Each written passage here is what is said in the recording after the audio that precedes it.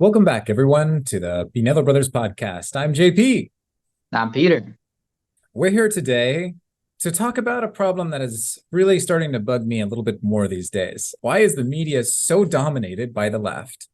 You know, we always talk about the liberal media. I like saying the old world media because it really is an old world, but it still reaches most people. I'm talking about the CNN, the Fox News, the Washington Post.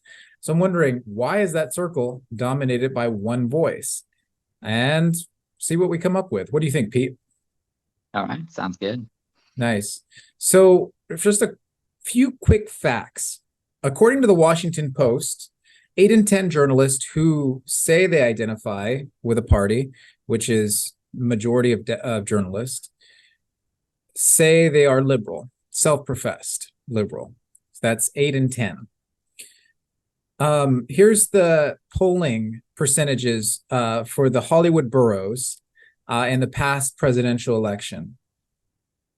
Those that voted Democrat were 74%, 77%, 83%, 83%, and 87%. Here is the New York City registered voter count, Democrat to Republican, more than 2-1 Democrat to Republican. Those last two facts are according to 538 and Pew Research. So if someone ever tries to tell you that there isn't a bias or a slant in the old world media, that's that which used to dominate everything before the advent of alternatives that we've now heard about through social media, which are now, we should even talk about social media getting dominated, but that's neither here nor there. We're talking about the media here. If anybody ever tries to tell you that the liberal slant, the liberal bias doesn't exist, you can just remember those numbers. So my question is, how did this happen? Why is it like this? I have some ideas, but Peter, what do you think? Yeah, it's an excellent question. I mean, being here in Washington, D.C., you definitely see it firsthand. I mean, you just go to the coffee shops or the restaurants, any like public place where people meet and interact and are in the public space together. It's a very distinct type of message that's pushed on to everyone all the time. And DC, the industry is politics and journalism. That's the two drivers of the industry here, and this entire city is dominated by that. Um, and you would think that having our country is pretty evenly divided when it comes to uh, conservative and more liberal. So you would think that since it's an even divide between the politicians, that the city would have that even divide, but it's nothing at all like that. And I think that's just a testament of how much kind of the national narrative has gotten away from conservatives. Um, and I'd be super interested in discussing with you, yeah, like how we let that happen, and maybe brainstorming ways that we could kind of take back that narrative. Because it's definitely there's no balance at all right now. Right. Well, the first thing so we're like Theoden asking, how did it come to this? Where is the horse and the rider? The first thing that comes to mind is that conservatives generally don't like what is new. They generally don't like that which is a disruptor. Liberals, on the other hand, that's very much in their DNA. Like, oh, what's new? What's fresh? What's a new take that we can latch onto here? An example that comes to mind very recently is the table read that we just had this weekend. This past weekend, we had a table read for where we read our script. It's a horror film with a faith-based element to it, although it's not a faith-based film. There's no sort of altar call moment or things like that. And it was kind of a rough go of it, explaining to our audience, who was people who are used to faith-based films, why something like this is important, why something like this new take on the faith-based genre is necessary. If we wish to really push out of our niche where we're just speaking to the choir and actually speak to the audience that isn't in the church pews, which is an increasingly, the amount of people in the church pews is increasingly smaller, and the amount of people outside of the church is increasingly larger. So if we wish to survive in this whole new landscape, it behooves us to speak to that audience. And if we wish our social norms or the morals, which we are convinced of as true, to be propagated beyond having big families, which is the number one, we also need to talk to those that don't believe the same morals that we have, don't have the same viewpoints that we have. So we can't just keep on doing that which we've been doing when it comes to faith-based films. So that's a long way of saying, it seems to me that there isn't a desire by those that are in positions to green light faith-based projects, right off the bat at least, to make faith-based projects that are different. So is that endemic, that sort of desire to not want to make new things, different things, endemic in the conservative movement, or to maybe even not just conservative, but to people of faith as a whole? I mean, my first instinct is to say no, because obviously there is a lot. The Catholic Church especially has been a driver of innovation and advancement throughout the ages. That being said, I think it's pretty undeniable that there are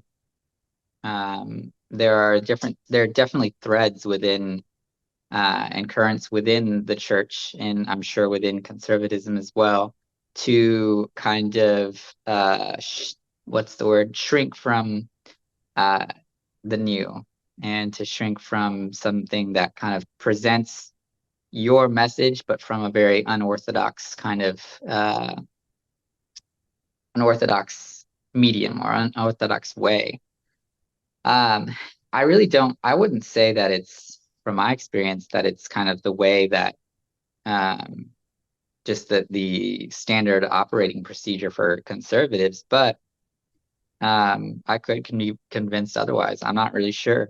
I think that it's definitely within Catholicism. There's definitely threads that are for multiple different reasons are not just want to keep on doing these the same old that want to that see no problem in there just being like 5 God's not dead, but obviously that's not true. That's going to be continue.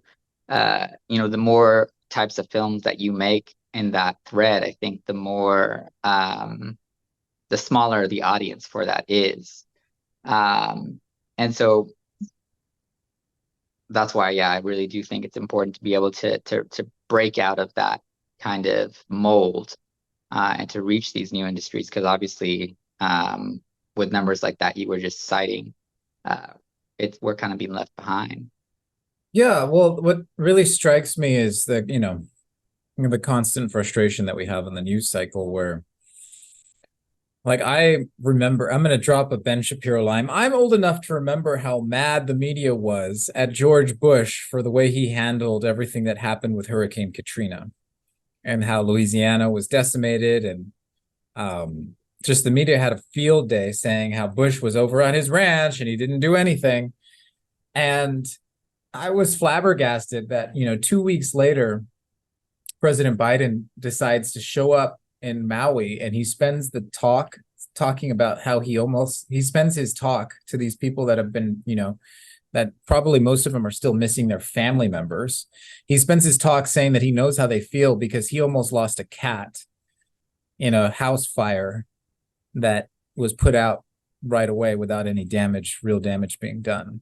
But he was worried that he would lose his cat, so he knows how they feel. And I'm like, holy smokes, if George Bush didn't say, I'm talking about George Bush, the younger, didn't say anything remotely that tone deaf. And yet, you know that the old world media is going to just protect this old man that we have as a president like nobody's business. And there's so much of this. I guess part of me that's a relief right now is that all of these old world media talking heads like Biden and the George Takei, who always also said something kind of silly this week. They're all in their 90s, like 80s or 90s. They're not in a position, they're not going to be in a position to tell us what we need to think or do for too much longer. But I still don't think that there's voices that we have coming down the pike that are going to actually start pushing a conservative message within these old world mediums. Mm-hmm.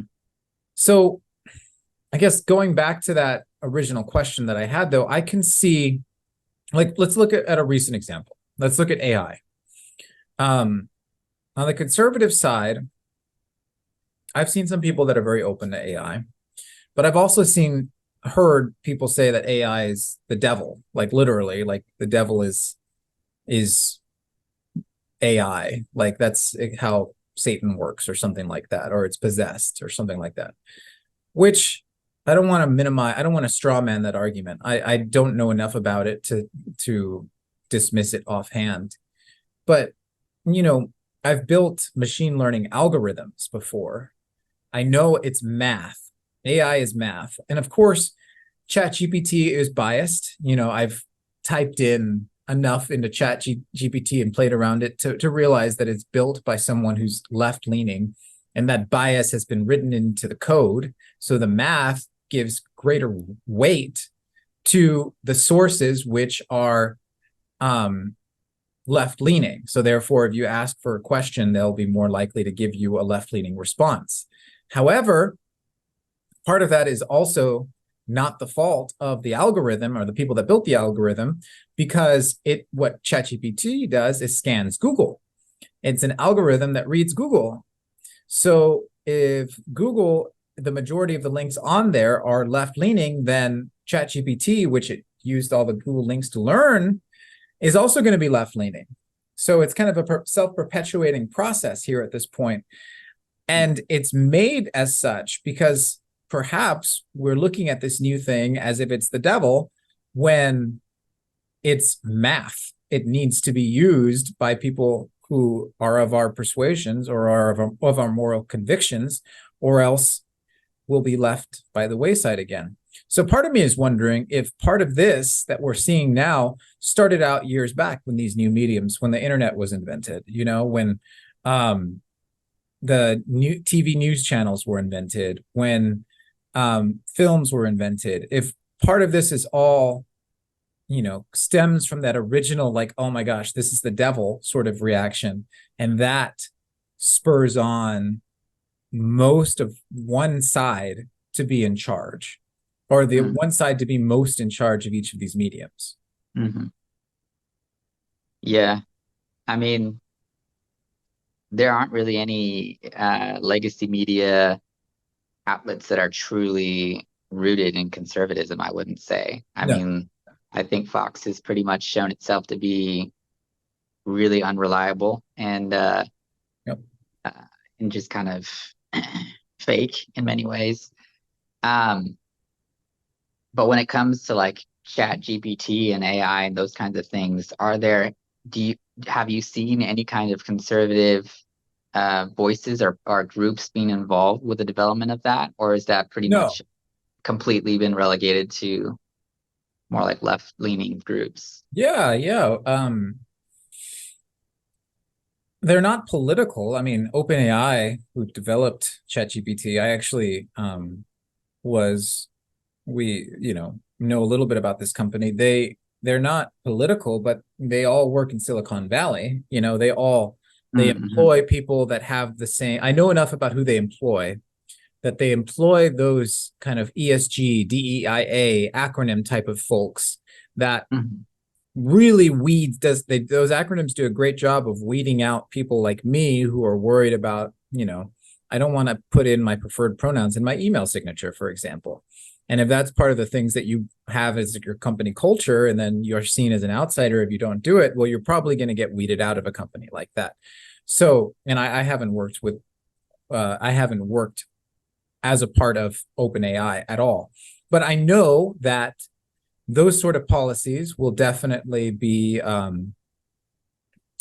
self-fulfilling prophecies. And you say, okay, well, we don't exclude people, but we do exclude people based upon that. So I do think it's definitely going to be an issue if ChatGPT gets accepted, because that's who wrote it. It's people that are not agreeing at all with what we have to say. And then if we further abdicate, machine learning, so that we don't have access to these tools, then it's just going to get further and further away from us. Yeah. So I think, so the way I see it, kind of what we're talking about, there's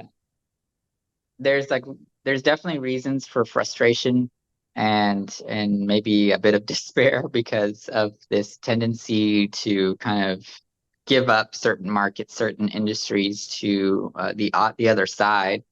But I think, at least from what I've seen, we're starting to corner certain other markets that are also very helpful and important to have. Like I think it was either the Washington Times or the New York, or Washington Post or the New York Times that recently wrote an article that was all about how being physically fit is right-wing extremism. Yeah, I heard about that too. So that's a pretty awesome market to have cornered right there. I think that when it comes to, obviously, Catholicism being, the fullness of the truth, we have a corner on the truth, and that's an argument that I'm willing to have with anyone who's listening who wants to argue otherwise. But I think that's one solid kind of foundation and rootedness that we have that establishes at least a baseline to avoid despair when it comes to this kind of thing. Because obviously we believe in certain truths that are demonstrably true, and that's evidenced by how we take care of our bodies, or because there's the left is always pushing this like body acceptance kind of thing, where like it's good to be 400 pounds, and there's no reason that you have to change that, and obviously that's not true, and that's not hateful, and that's not rude to say, hey, that's not good. It's just true, and it's for the good of the person that's 400 pounds, because if you're that way, you need to make some kind of change or you'll be dying pretty soon. And with that, I do think that there has been lots of movement towards the future that you're not seeing in the left. Obviously, when you're talking about news agencies with 90-year-old talking heads, they're dying off. And I think that while we're definitely obviously behind on a lot of these things, there's also a lot of cause for hope, I would say, as well. Yeah, definitely. I think just to also circle back a little bit about why this happened, another reason that we get in these type of straits, and we can definitely talk about how we can get out of it, because I do think there's a way out of it. Think back to Jordan Peterson with how he puts his finger on the data that shows that those that are more artistically inclined also are of the liberal political persuasion, overwhelmingly, and by just the sheer numbers that he's studied. So that makes sense. If you are having an industry where it requires artistic, characteristics, like film, like journalism, writing, anything like that, you're going, and those type of people are primarily primed to be more liberal, then it makes sense that all of these industries become more liberal. So how did it happen? It could be just one of the characteristics of life, characteristics of how artists gather together and how they think about the world. I think one of the saving graces, though, that will come, let's talk about how can it change, is the fact that artists require money in order to create art. So we are only able to create under the auspices and goodwill of those that wish to consume what we create. The majority of the population is not, like, I've never seen a poll that said that conservatives are outnumbered by liberals. I don't think that data is out there. I don't think that data exists anywhere. So I'm not convinced that is the case right now. I think what most of it shows is it's pretty much 50-50 as far as conservatives to liberals. So if you wish to capture a big enough audience for you to create art on a massive scale, you need to find a way to not turn off that 50%. What we need to remember is what Michael Jordan remembered so well, which is Republicans buy shoes as well. Someone was asking, why don't you come out and condemn Republicans for some sort of statement or whatever it was way back in the 90s? And he said, why would I do that? Republicans buy shoes as well. So I think that whole idea of, hey, let's not get everyone mad is kind of lost right now. And, we're guilty of that as well. We're fighting for eyeballs just like everyone else is. How do we change the game so that fighting for eyeballs doesn't require flaming the other side, I guess, is the question that I have. Mm-hmm. Yeah. Are you saying in terms of content creation, in terms of making films, or just in general? I guess like what we're doing right now. Like if we're trying to find an audience through this podcast, how do we find an audience without also turning off the other 50%? Like suppose I'm going to try to take that advice that I just said and put it into practice with what we are at this moment doing. How would we do that? Yeah, I mean, I think a first step is just being willing to hear and speak to other perspectives. I mean, I think that both of us would be very willing to engage and to even have on someone who disagrees very passionately with any one of our perspectives, and to be able to speak with them and to engage and to come to a better understanding of what the opposing view is. I think that's something that kind of unites a Catholic Christian worldview and an artist worldview, is that you are called to question, and in Catholicism you're called to understand better, to seek better understanding, and you do that through questioning. And that's a very similar kind of mindset of an artist that wants to explore, that wants to see more. And so we share those commonalities there. And I think that oftentimes in the narrative that we have that kind of dominates our culture today, it's just a constant us versus them kind of mentality. And I think that a huge step would be for us to kind of let go of that mentality a little bit. And when you're a conservative living in a very liberal city, oftentimes you're kind of forced to do that. Because otherwise you'll just be walking around the streets angry all the time. And so you're kind of forced to see outside of your worldview, and to question your own worldview, and to see if there's anything from that other worldview that's worth taking or incorporating into your own. So oftentimes the answer is no, I think, because there's definitely things out there that are completely wrong and antithetical to the truth.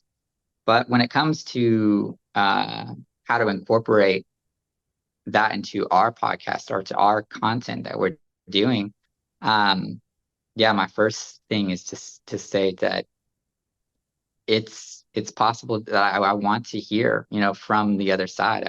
I'm not here just to push you down. I'm here to say what I believe very solidly to be the truth, but I'm open to being challenged. Yeah. I agree with that. Open dialogue. I think another thing, and this is the one that I hang my head on as often as I can, Mhm. is the really dedicating to the idea of story, where we were at this table read this weekend, and we had 9 actors on the stage reading our script. And most of them agreed with the underlying premise of the script, which is abortion is a horrific sacrifice that is made to a demon. It's made to a demon god, like the biblical demon Moloch. That's the same sort of idea that we have living today that we saw in the Old Testament, where these pagan tribes offered child sacrifice to this demon. Today we make the same sacrifice through abortion to the same demon. That's the kind of the underlying premise, which is really hard hitting. That's going to definitely turn off 50%. Well, maybe not 50%. It's going to definitely turn off a lot of people on the left. But that wasn't like, we never said that in the story. That sensibility was imbued in the story, and everyone that was on that stage was an artist. Not all of them were conservative artists. Some of them were probably pretty liberal. We don't talk about their political beliefs, but I imagine some of them disagreed with that statement, that basic underlying premise. But in the script that we made, we didn't dedicate we were focused on the story, on the world that existed on its own, and the characters that inhabited this world, and then the magic that pushed forward our story, because there's actual magic that we have in our story. We call it a Texas fairy tale. We tried to respect all the rules and play according to the rules that we set up. And I don't think that underlying premise ever became so overbearing that someone couldn't watch the story and enjoy the story if they weren't looking for that. Right. I could be wrong. I was definitely looking for that. I was wondering, I was wondering 2 things in the table read. One, is anyone in the audience going to stand up and walk out? Because we're talking about things that are so hard hitting, and we're talking about them in a very artistic way. Will it be too much? And then the other thing I was wondering is, any of our artists who haven't read the script before going to be reading it and then stop reading it and leave the stage because they are too upset about what the content is. Universally, the artists liked the script. They connected with the artists. I couldn't say the same for the audience, but the audience didn't stand up and walk out. No one stood up and walked out on us. So that tells me at least they'll sit through something, and even if out of politeness. I did get negative comments afterward, not from everyone, but from people in the audience. So I think it's possible. It's through a dedication to story. At least, as we're filmmakers, dedicate ourselves to a story world, dedicate ourselves to characters that are not set up so that we score political points or brownie points or philosophical points by making them say things so that we look better, or what we think looks better. Which is what I saw on full display with this Discovery Channel, Richard Attenborough, whatever it is, program, where he was talking about how great he was and how terrible humans were it was great. Just as a little aside, he was talking about how wonderful this tribe was, that was a group of hunter-gatherers, and how they only take what is completely they only take enough so that they are completely sustainable. They don't take more than they need at any point in time. And while he was saying how great they are, one of them opened up their mouth and smiled, and you could see that his teeth were completely rotted away on the tribal member. And I was thinking, So Richard Attenborough wants us to live like that. This is his argument. That's the best that he can present for us, to say like we should be like that guy with the rotten teeth who didn't have any clothes, was living eaten alive in the jungle. Now, I'm not saying, I don't know anything about this guy. He might not want to be sitting where I'm at in an air conditioned house, you know, having good food with, when I just went to the dentist yesterday. as they were drilling on my teeth, there was that image of the guy with the rotted teeth. So it was very present in my mind. So that's not a compelling argument.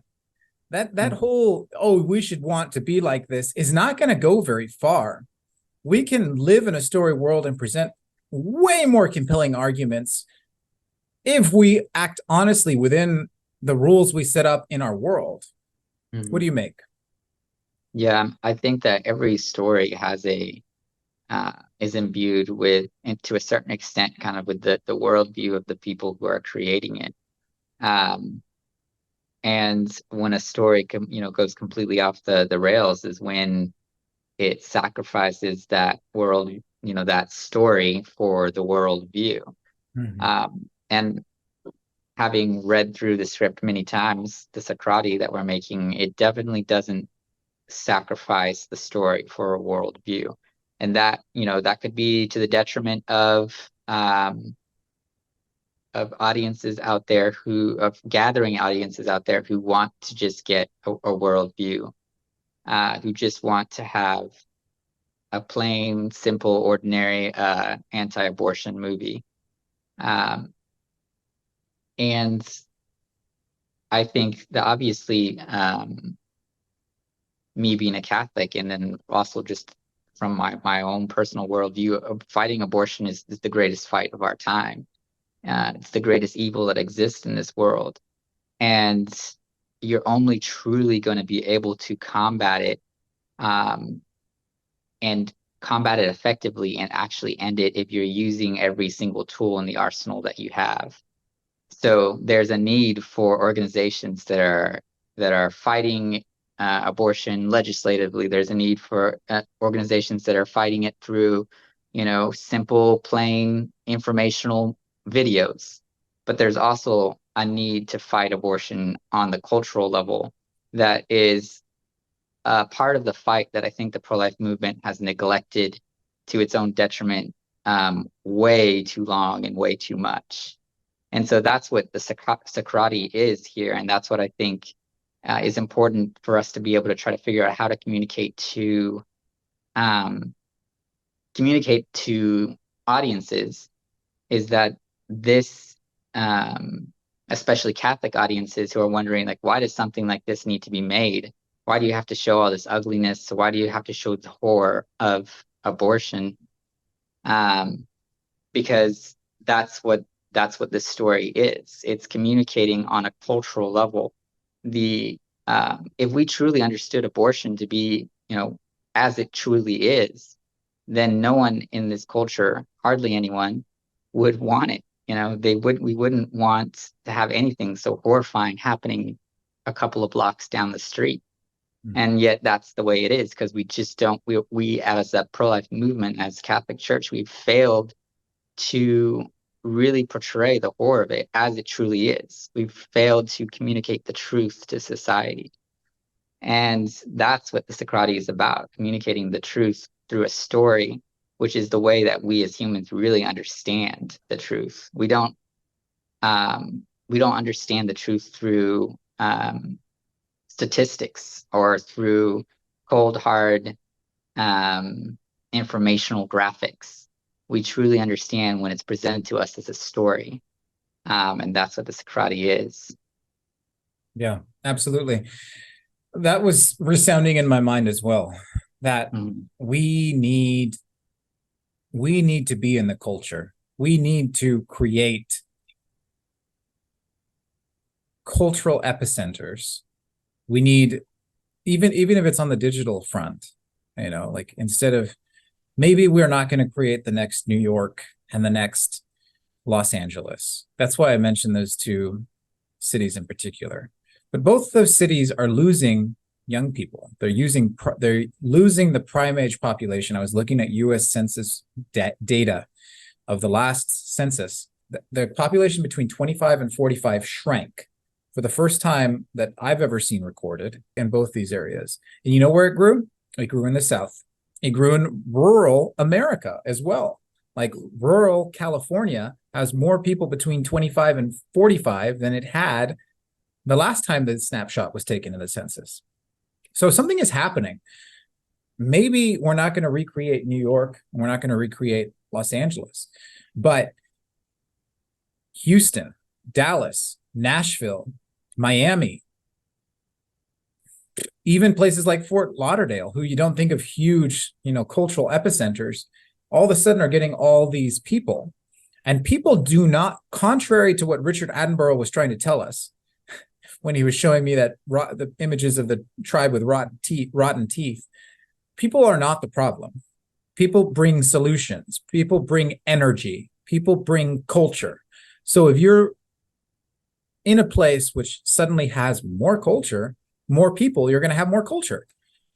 And that is exactly like that momentum, that energy is what we need to grab. We need to find a way to communicate that to the people that we're talking to the people that are listening right now, and say, like, look, let's do something together. Let's create. I don't know exactly how to do it either. I don't know how to do it on a larger scale, but that's kind of what I'm thinking about, is like, we need culture. We need it. We need to embrace it. And then, like, someone's doing something that has merit in it. There's thought, there's some sort of originality. Maybe we don't agree with all of it. How can we support it? How can we watch it? How can we, say this is good? Sometimes even encouragement is all that needs to be done.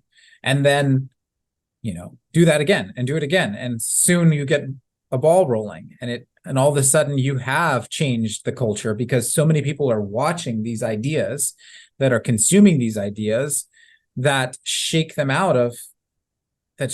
out of where we're at, that shake us out of our narrow worldview, where we can't see the spiritual reality that's happening right in front of our faces down the street every minute of the day. We can't realize that the sacrifice is happening, and it's hideous. So it's how we create culture. That's the key. Mm-hmm. Yeah, and I think that comes with a certain type of open-mindedness that it's difficult to have, understandably, because I think there's many people in Texas or in other more conservative states that are viewing the numbers of people coming in and saying, like, this is going to be bad, that we're going to lose our cultural identity and our sense of right and wrong. But I think that a good challenge for people here in those states is to accept these changes and to embrace them. Like, we can be a new mecca for artists if we create a climate that is conducive and welcoming to that. Yeah. What's that? And the vast majority of people that moved because of economic reasons. They were looking for a better way of life, because the economy of New York and California is in shambles, and the taxation is too high, and the cost of living is too high. So if you speak to that, what do you care about? Like, why is it important that you had to move? Those are actually conservative ideas. I know it's fiscal conservative, not social conservative. And I, unlike many conservatives, actually weight social conservative values above fiscal conservative values. But fiscal ones are good too. I like having cheaper grocery bills and cheaper gas and keep more of my money that I earn. I think most people do. So if you reach people on that, where they're at and what's important to you, you don't have that problem that people are talking about. Well, they're going to bring their values over. Well, their values are what made them move. So let's talk about that. Talk about common ground. And there's a lot to be found. Yeah. Yeah. In terms of common ground. Yeah. There's a lot of common ground to be found. That's why people are moving, because we have common ground. That's why they're moving into our communities. Yeah, and I think that's something we're forgetting when it comes to discourse. And this, I think that conservative and religious circles are guilty of this as well, of forgetting that there are points of common ground and commonality that can be found between different world views and different ideas. I think obviously the left does it not, and I think the right does it as well. But it's something that's really awesome to find. Like when you're speaking to someone who disagrees with you and like you find something that you agree on, that's a great feeling. And then that becomes a ground and a basis from which you can work and build that trust between each other. Mm-hmm. Mm-hmm. I think it's definitely possible. Mm-hmm. Absolutely. It's possible. I think we should start to sum up here, but I want to reiterate something. We're going to find a way to make this film. We're going to find a way to influence the culture. It might not happen when we want to. Pre-order now, please, if you'd like to support the project. Well, I'll put a link in the description below. It might not happen and when we want to, but we're going to find a way to do it. And when we do, hopefully it continues the conversation, just like hopefully this podcast continued the conversation. And I think that's the message that we have moving forward is make use of the tools at your disposal. And there's, in this day and age, many tools at your disposal. It doesn't have to be the old way of doing things. You don't have to have a studio behind you. You don't have to have AMC distributing your film in order for it to be wildly successful. So we'll find a way. And other artists who maybe are even better artists than I am, I won't speak for Peter, are going to find a way to do that as well. We will just have to try to support each other as we're working to the same goal. What are your thoughts? Yeah, I think that obviously something like Socrates is extremely important, and obviously we're gonna make it happen.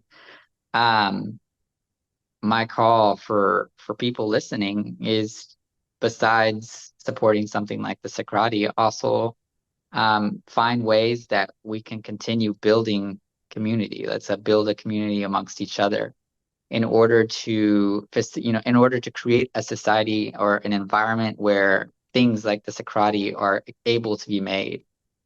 Because we want to make this project happen, but we also want to make an environment where other projects like this can happen, and other ways of communicating the truth to the culture becomes possible. So it's an important time, I think, for us to realize that this is something that's possible and that it's important for us to contribute to it. Yeah, agreed. All right. Well, that's our time for today, folks. Thank you very much for joining us here. And Pete, thanks for the conversation. I enjoyed it. Yeah, thank you. All right. We'll see you all next time. Thank you for listening to this episode of the Pinedo Brothers Podcast. We hope you enjoyed it. And if so, please consider subscribing, and commenting below. That really helps. This episode was edited and recorded by me, JP. The Pinedo Brothers are Catholic filmmaking brothers working to revitalize the world of Catholic art through film. For more information on us, check us out at pinedobrothers.com. Thanks again.